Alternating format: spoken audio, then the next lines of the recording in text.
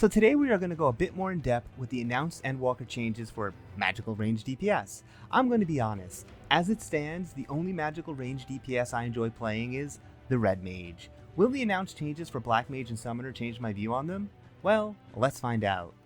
So we're going to start off by talking about the overall adjustments for Magical Ranged DPS. Addle's effect is being changed to reduce magical damage and will also reduce physical damage dealt. The magical damage reduction will be more potent. I really do wonder if these changes are being made to reflect the upcoming raid encounters. Maybe it's to help aid with dungeon design?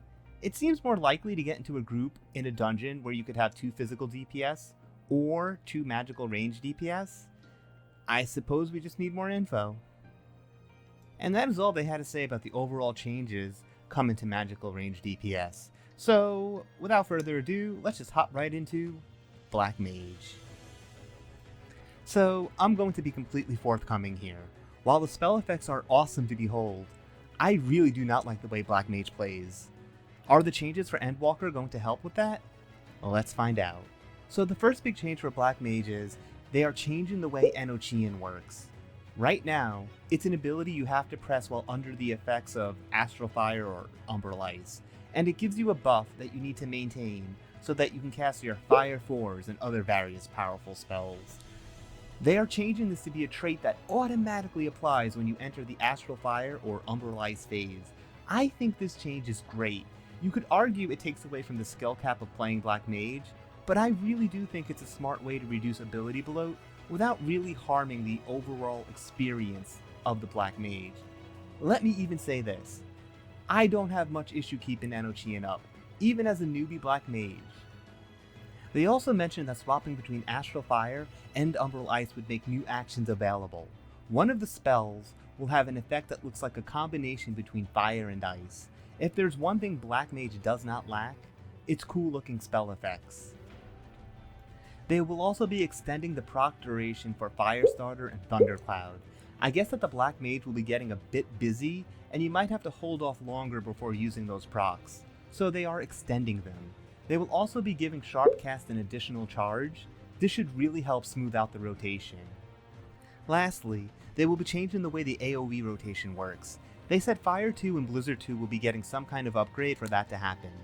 Guess we'll find out more in the media tour.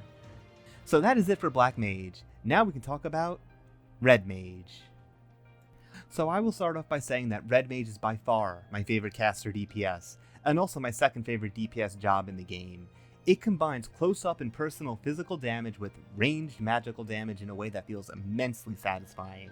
I just love jumping into bosses to smack them with my sword, and then flying away to start casting spells on them. It's so cool! So, now let's look at those changes. They are going to be adding a new action for us after casting Scorch. I'm wondering if they mean that a previous action will be upgraded to have a different effect, kind of like how Verstone becomes Verholy when executing an enchanted redoublement. Next up, Verflare, Verholy, and Scorch will be changed to AoE actions, expanding on the Red Mage AoE rotation.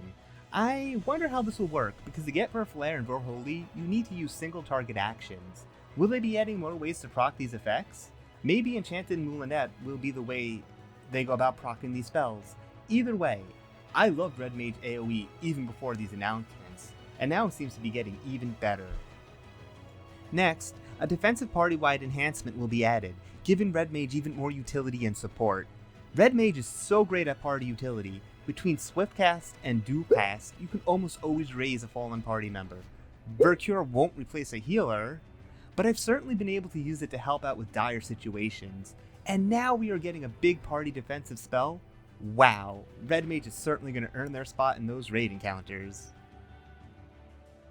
Lastly, they were talking about the black and white mana gauge.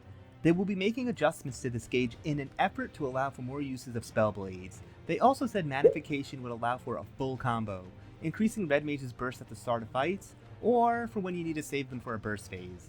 They also mentioned that Displacement and Engagement will have the same potency now. So now you won't have to fret over which one to use from a DPS standpoint, and use whichever fits the moment. So that's everything for Red Mage. Let's now go over Summoner. Summoner, in its current iteration, is the job I played the least. and isn't something I'm currently very into. They feel like a warlock from World of Warcraft, dealing mostly with dot management. So, will the changes finally make Summoner the job it was always meant to be? Let's find out. They start off right off the bat saying it's basically a new job. They have completely overhauled the job mechanics for Endwalker. How exciting. They are removing all damage over time actions. Thank God. Thank God. How Summoner became a dot job always confused me. They call forth avatars to destroy their foes. You are now able to summon Ifrit, Titan, and Garuda, and they are not just EGs. They made a point to say that you are not literally calling forth primals, because that would be way too dangerous. I mean, you are the warrior of light after all. Part of your duties is stopping primals. So what they have you do is transfer their energy into jewels, namely Ifrit Ruby, Titan Topaz, and Garuda Emerald. When you summon forth the different elements, your summoner becomes augmented with elementally enhanced abilities. So it looks like the new rotation goes, you summon Demi Bahamut, and after doing some abilities with him, you will get the ability to call forth Ifrit, Titan, and Garuda. They said that the rotation is flexible in that you can call any one of them in any order. It's not something that is set in stone. They summoned Ifrit first. When the summon first comes out, they do a damaging ability to the target. They went on to say that Ifrit has a very long cast ability that will do a lot of damage, and part of the skill will be finding the right moment to cast it. Ifrit will also come equipped with a rush ability. We saw the rush ability in the job trailer, and it did look really cool. So summoning your... Since we don't want to call them primals, let's say avatars. So summoning your avatars is instant, and there's a timer component to the summon as well, which you can see in the resource HUD. I guess they want you rotating the summons and not just having one out for the whole fight. Next they summon Titan, and here's where they started to show off the instant casts that are available to the summoner. Titan is obviously attacking with earth elemental attacks.